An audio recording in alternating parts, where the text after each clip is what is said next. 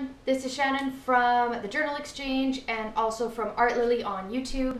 I'm going to do just a quick demo today of some of the products that we have put out for you to know about if you are choosing to join onto this art journaling project.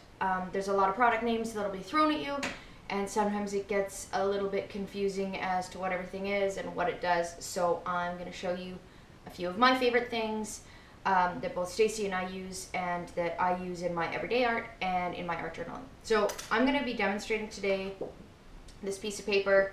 It's just 140 pound and it's hot pressed, nope, it's cold pressed watercolor paper. So it's a little bit bumpier. The hot pressed is nice and smooth, but this one works and is a lot easier to find. And the brand is Canson, and I've just took it out as a sheet.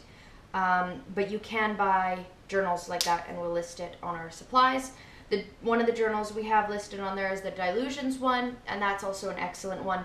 What you want to look for is a heavy paper, because if your students or yourself are working with wet and dry mediums, you want to make sure that the paper stays as flat as you can. Now, if your pages do wrinkle, it's really easy. If you flip it over and you've got it in a journal, and you just spray the background a little bit and get it wet, and put something heavy on the top, then it'll stop it from wrinkling. But wrinkled pages aren't really that big a deal. It's art journaling. It's supposed to be kind of messy, so we're not going to worry too much about it. So the first product that we listed is gesso, and that is this. This is Liquitex. This is the basics one, so this is just student grade. Basically, gesso is just liquefied plaster of Paris, and it just gives you a really nice base to work on. And gives you a little bit of protection, so it'll help that paper not curl, and it'll help things not go through the paper. So I like Liquitex for the very simple reason that it has just this nozzle. A lot of times you get them in pots, and then you have to scoop it out and all that. So gesso is really easy to go on. It just goes on just like a paint, and you can just use it to cover the whole surface of your journal. It also can give really nice texture, so you can put it on thinly, or you can do it kind of thick, and then when you work over it, you've got some texture there. So it's, I don't want to say necessary, but it is a really good thing to work with. But don't go out and spend a huge ton of money on gesso. You don't really need it. Gesso's gesso for the purposes that we're working with. If you were going to prime a canvas or something, then that's a little bit different. But working on paper, just gesso is good.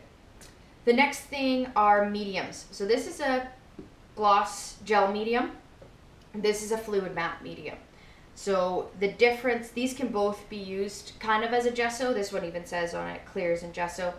The difference of this is this one will end up shiny, and this one ends up matte. This is the Chroma brand. I don't even remember when I got this. It's so sprayed up and gross, and I don't even remember. I got it back in my scrapbooking days and just pulled it out when I started doing art journaling. This is the Golden brand. For anyone that has done art knows that Golden is on the pricier side. This is really great for doing image transfers. So if that's something you wanted to work on, there's tons of videos on YouTube on doing image transfers and stuff like that. So this is a really good one to get. But again, if you're working with students and you're sending products home and you're buying them for your own classroom, especially since teachers, we all buy stuff for our own classroom, you might want to stay away from the Golden brand. But they both work really well to prep, and also really great for collage. I use lots of different things as a base to my art journaling, just scraps of paper, all sorts of things, and then I put that over. I use it instead of glue, but there's nothing to say that you can't achieve the same effects with these products as you can with white glue. Another thing that I'm going to show you, I'm going to just try to get out some of this clear gesso, or clear medium. Do I have any? Yeah, there's a little bit in there. Is a brayer. These are typically used if you're looking in an art store to buy one. These are typically in like printmaking, but these are great for spreading around product. So if you were to look at this and just see how it just pulls the gesso down, thins it out, and it works the same with the gel medium. And it's really nice if you're trying to go over collage. As you can see, I didn't clean it very well, so I've got some of that. But it really spreads out the product. So a brayer is really nice to have, and also can work really well if you use it with a little bit of paint, which I'll just show you. I'm really cheap with my paint. I use as little as possible.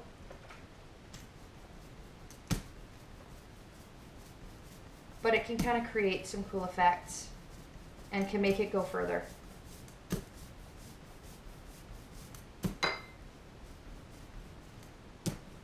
So just doing something like that. And of course you want to make sure you get all the paint out. This one is all grooved up. So this one gets a little groove on it because when you push so hard, this isn't really old brayer that was given to me, Budge, an artist friend of mine. So that's your mediums and your tools. So next is paint. There's so many different paints out there, and you can get really caught up in spending way too much money on paint. And again, this is for a classroom, so craft paint is great. You can go to dollar stores, you can get them on sale. The ones I have here, I'm just going to show you the difference between heavy bodied and fluid acrylics. So this is a heavier body. It's not classed as like heavy body. Again, this is a student grade. This is just the level 1. This is the Artist Loft brand, just from Michaels. And as you can see, when you put it on there, you can see it. It doesn't flow. It just kind of stays there. That's a heavy bodied paint. And when you take it on the page, it spreads pretty far. So that's a heavy bodied paint. That's your most common paint that you're going to find if you're looking at art stores, craft stores, or anything like that. This is heavier bodied than a craft paint. The craft paint's kind of in between these two. This is a fluid acrylic. So Golden is the original that did fluid acrylics. Really heavily pigmented, of course, depending on which class you're looking at. There's also what are these ones called now? These are the high flow acrylics that you can get. These are also quite a bit more expensive, and they're really, really liquidy. I don't recommend you get these for these purposes. If you want to get these for your own purposes and your own journaling, great, do it. But for the purposes of the student one, I don't necessarily recommend it, but I do want to make sure that you know all the products. So this is the fluid acrylic. So this drips a lot more. And if you see, if I do like this, it will actually start dripping down the page. It's really nice if you add a little bit of water. So if you add some water to the heavy bodied, some of it will spray, or some of it will flow down. If you add water to the fluids, it will really flow down a lot more. So lots of different ways you can use these. I like using these, and I paint with my fingers and get the finger painting fun in there. It's kind of nice if you have students who are looking to do different backgrounds. The fluid acrylics are really nice, but you can sink a lot of money into fluid acrylics. So again, it's all up to you and what you want to use. So those are the two main kind of paints. You can also find these. This is actually a liquid acrylic, but it's in a dropper. I have a bunch of colors of these. These ones are really metallic, and I just thought I would show you. It can create really neat effects on the page, just dropping it down. And then again, they'll flow, they'll drip on their own. And these ones are really, really metallic. So those ones are kind of fun. Again, you can take any of these paints and water them down with all sorts of different mediums. One that I use is acrylic glazing liquid. This is the gloss one. You can also get matte. And this will make your acrylics a lot longer to work with and will stretch them further, and you can use a glaze. So you can turn something like this. It won't turn quite into the fluid medium, but it'll work pretty well. But again, money, money, money. We're teachers. We don't have a lot of it. So the next thing I want to show you is gelatos. And these are fairly new in the art world. And they're a water-based product. And they're by Faber-Castell. They just look like lip balms. So they are beautiful. So when you put them on a page, I'm going to use a spot that's got a little bit of gesso right here. Put them on the page, and they go on how you would imagine lip balm would go onto a page. So that's on the gessoed spot. And then I'll show you a little bit just over here that doesn't have any gesso. So it looks kind of like that. If you really work on it, you can spread it, blend it out with your fingers. It looks kind of like what an oil pastel would do. But I will show you what it actually can do, which is the coolest part. So you add some water and it activates and it turns into a watercolor. And you can see how much that'll spread. And it's really fun to work with. You see my rag here is an old maternity shirt. So again, don't go buying expensive products to do this. So then this one, again, you can do so many things with it. This one's got a metallic base to it. I absolutely love these gelatos. They're wonderful for backgrounds. This piece right here is from a Donna Downey class that I took, and this is all done with gelatos as well. So I can't take credit for any of the design on this. This is all Donna Downey. Check her out if you're interested in art journaling. She's amazing. But this was all done with gelatos, spreading them, playing with them, and even the writing here through the stencil was done with gelatos. So there's lots of different things that you can do with them. And then I'll just show you over here. This was without the gesso. So as you can see, it spreads a little bit differently without the gesso. So you can, the harder you push, the more you'll get, and you can really work on it to blend it out. And then of course you can create those really nice drips down the page, the more water you use. So those are gelatos. Really fun product. But again, it might not serve your purposes in the classroom, and that's fine. You can use anything. Another really fun product is spray ink. So this is by Dylusions, and it is exactly how it sounds. It's a spray. And it can create amazing pigmented colors, spread beautifully with water. And they do that. They get everywhere. But they're great for doing backgrounds. As you can see, the colors have started to blend together here. I haven't even had to do anything, but just with that little bit of wet underneath, it started to blend really nicely. I will caution you, because these are water-based, and I've ruined several canvases this way, you put it down, doing it on a background, spraying, and everything's looking beautiful, and then you try to cover it up. And that ink will pull through, especially if you try to cover it up with a white paint or a white gesso. You'll just sit there and watch it. Because actually, I don't think they're water-based. I think they're alcohol-based, which is what brings it through. I think it's alcohol. Ranger ink. You can look it up. Dylusions by Ranger ink. And it just seeps right through. So I've got a couple pieces buried here where I've got these white flowers that are beautifully done with these specks of this color coming through, which isn't necessarily a problem, but it's something you do have to be aware of, that that stuff can come through. So again, a really fun product that I love to use as backgrounds. So we'll be linking those on the Amazon links as well, so to the spray inks. So what else do I have to show you here? Watercolor crayons. This is something that I only have recently discovered, and I discovered them through Tam Laporte on Lifebook. So that's something if you want to learn how to art journal. She is an amazing, amazing resource, amazing teacher. I'm taking the course, and she does a bunch, and all sorts of artists from around. So that's really cool. But she's the one that introduced me to these. And they're very similar to gelatos. These are the Neocolor 2 Aquarelle, and it's by Caran d'Ache. They came in just the box like this. You can buy them individually or in packs. It is cheaper in the pack. I got this one off Amazon. I think this might be the one we have listed on our supply links. And it was, how much was it? $17, I think, for 10, which is a lot cheaper than you get in an art store. So, again, you color them on, and then they produce a beautiful, beautiful watercolor effect.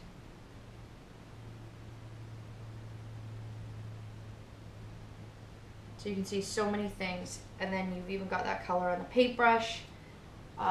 I use these a lot for portraits. That's what Tam introduced me to. So using these, well, my skin color, not everybody's skin color, but my skin color, and using that as a first layer, and it's easily spread. All sorts of things that you can do with it. So these are really nice. They are on the pricey side though, so I would be careful with these, because the last thing you need is your students seeing these and going, crayons, and using them like wax crayons, and they're not like that. They're worth a lot more. You can get a pack of wax crayons for 25 cents. These, not 25 cents.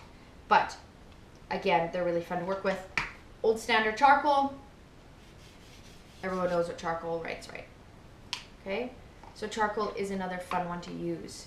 So what else do I have to show you? There's different things you can use for texture. This is, if you've ever heard of washi tape, this is what it looks like. You can tear it off, put it on your page.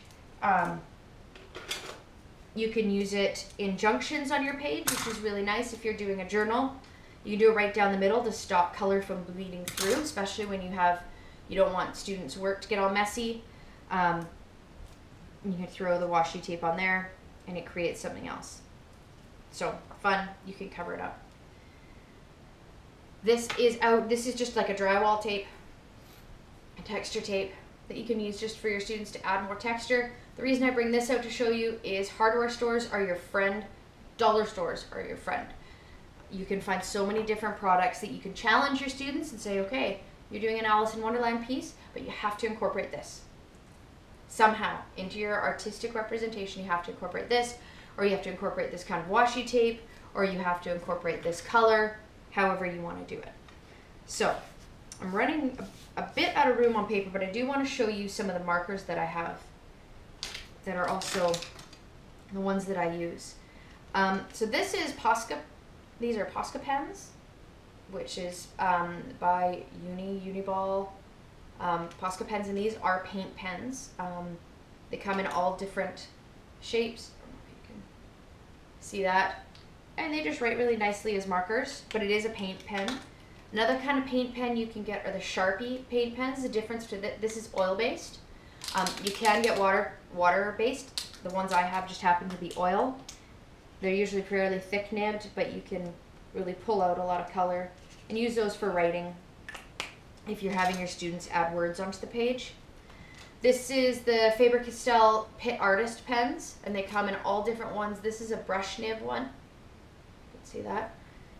And it works as really thin tip or thicker if you're using the side. And those are really nice to work with. If you have students that are really into illustrating, they may already be using some of these. I just picked these up. These are the Pitt Artist pens. This is the manga collection, one of the manga collections, and it's got sort of a range of skin tones in it. And they're all the brush pens as well. So they're really nice to use. But again, money all comes into this. So this isn't everything that you have to buy. You can do everything with just craft paint and some regular crayons and regular pencil crayons, and your art can be stunning and really fun to exchange. But I just want to give you a hint of what else is out there. This one is actually with India ink, these pens. These are Copic markers. I don't know if any of you have used Copics. They're actually pretty amazing. They're dual-ended, so there's the brush end, and then there's a wedge end, usually. Looks like that. And they go onto your paper really nicely. Thick, thin, as you can see. These are meant to be blended, and they're also refillable. So there's a lot of cost that goes into Copics, but because you can refill them, I wouldn't trust little kids with these. If you're doing primary, I don't know that I would use these. But if you're doing upper elementary, high school, then these can be really great to use. And packs like this come with a blender. Just get it out. So this is just the blender, and you can use it to blend out the color that you've been using and blend them all together. That one didn't work very well because that didn't very well. But all sorts of different things that you can use. So those are Copics. Of course, there's the standard beautiful Sharpie. I use these in my art all the time. Just a plain Sharpie. They're permanent. This is an ultra fine point one. You can get them in all sorts of different colors. I think I got these at Target. Target actually just before I closed in Canada. So I was able to get it on sale, which was good for me. Just fine point marker, easy. And they're everywhere. Then there's other ones you can get, like a Prismacolor marker. I have an entire thing of markers. So don't have to spend a lot of money. Some of my favorite ones are actually just from the dollar store, metallic ones. So those are great to use too. So I don't want to bore you, but there are a few more things I want to show you just before we finish up here. Watercolors, okay? These are the Angora watercolors. This is just what I use. There's so many different effects. We'll probably do a video. I'll probably get Stacy to do a video on different things you can do with watercolor. If you use really wet and you sprinkle some salt on, it can look like stars. You can use tissue to dab it. But watercolors are nice and tried and true, and most of your students probably have these already, particularly in elementary school. It doesn't really matter on the brand because this is supposed to be messy and fun, so just use what they have. Another thing these are the Square Artist Pastels. They always confuse me when they do this, but these ones are actually chalk pastels.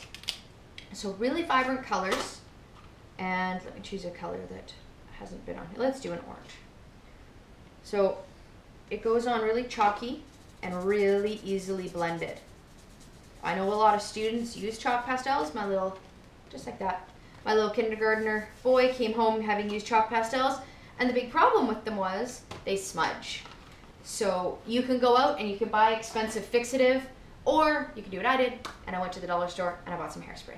When you put the hairspray on, initially it will darken the color and you might freak out a little bit, but as it dries, it will seal it and it won't smudge as much, which is really nice when you're sending these journals back and forth and you don't want them to go onto another page.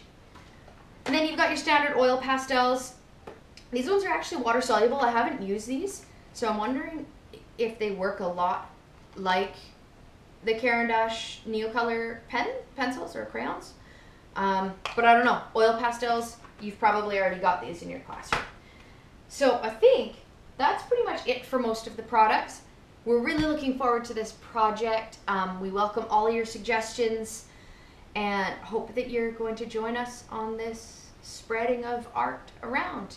And just so you know, FYI, this is not going in the garbage. This will be a base for another art journal piece. So if you're testing out products, don't throw your papers away, because this is a perfect background even to give to a student and say, okay, go ahead. What can you create? Can you build off of this? And making it thematic. So good luck, and I can't wait to see pictures of what you guys have done with your students. Thanks a lot for joining me, and happy arting.